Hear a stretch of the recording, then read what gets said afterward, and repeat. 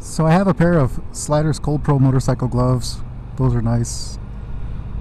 I also have a pair of Ice Armor gloves.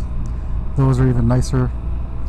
But there's certain days, for some odd reason, the last couple of rides have been colder than normal for me, even though the temperature's warmer. But I've actually switched over to Mittens. You can see these. Again, after the tradition of Navy Thomas 8. They're a bad influence, man. But I refuse to buy I refuse to buy a GoPro since I already have the drift.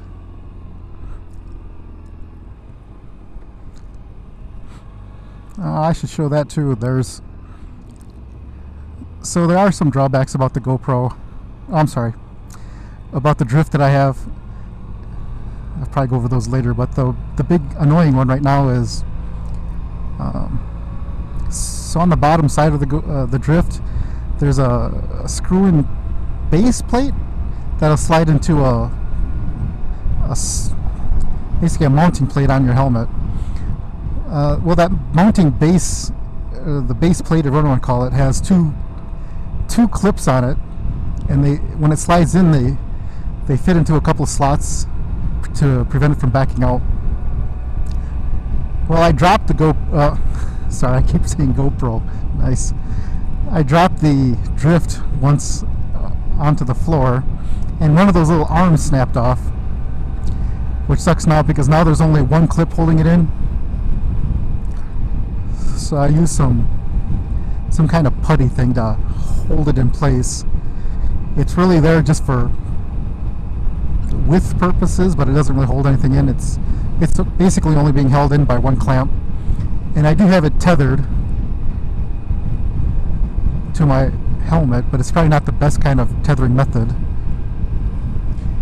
It's basically an elastic band that's secured with Velcro. Let's see here.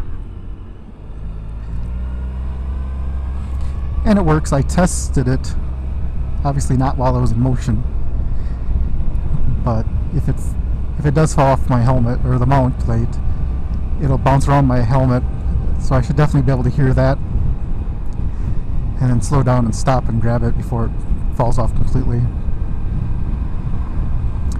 I gotta look for a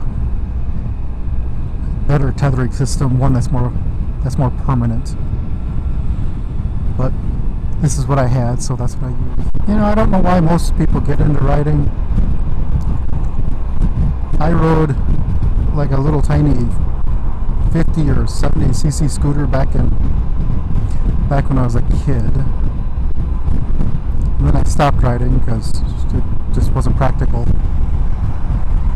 And then just last year I started riding again. I actually just got the bug in me to get back on a scooter, and then I noticed at one of the motorcycle places they had these gigantic scooters, which were significantly larger than the standard 50cc scooters that I was riding before. It was like a Honda Elite 80 or something. So the three that I'm talking about or thinking about were the Bergman, which I'm riding on, and the Honda Silverwing and the Yamaha T-Max. I'm like, man, those things are awesome looking. And I knew I would get a lot of grief because it's not a motorcycle, it's not cool, I'm not shifting, and I'm not all manly on it, but whatever, I'm not a wannabe either. But I bought the Bergman basically based on reviews, and I knew it was heavy, but I'd never actually ridden on one. And the day I signed the papers, I basically, the guy pulled it out into the parking lot. He goes, "There you go," and I got on it, and oh my god, it was heavy. Definitely not used to the weight. And I took my first corner, which was trying to get on the road. I took the corner fine, but obviously I took it a lot wider than I thought I was going to, and a whole lot of panicking because I thought I was going to drop it. And it all turned out well, but I wasn't really. I probably should have taken practice ride on something, whether it was smaller or whatever, something on 2 wheels.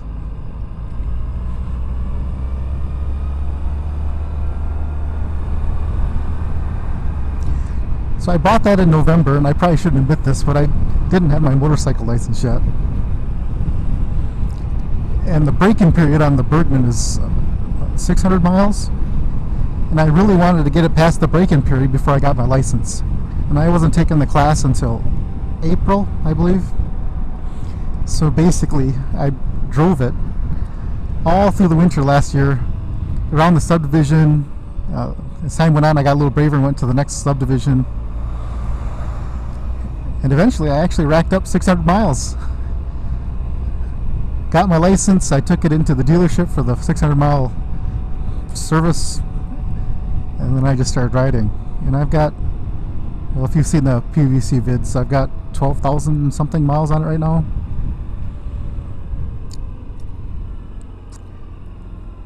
So some people say they like the open road, the freedom that you get. I guess my reason is when I'm riding, I get my senses seem more alive, so I'm a lot more aware of what I'm seeing, what I'm hearing, what I'm feeling. So ironically, I feel more in one with myself, in tune with my surroundings. Then I usually snap out of it when I drive by a farm.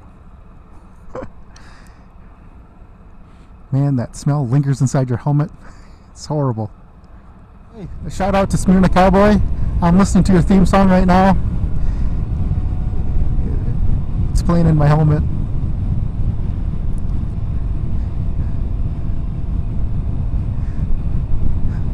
Should play more songs. I'm sure they'll be just as good as your theme song. If not, I'm sure we'll all get a good kick out of watching your outtakes video on that. I know I did. It's pretty funny.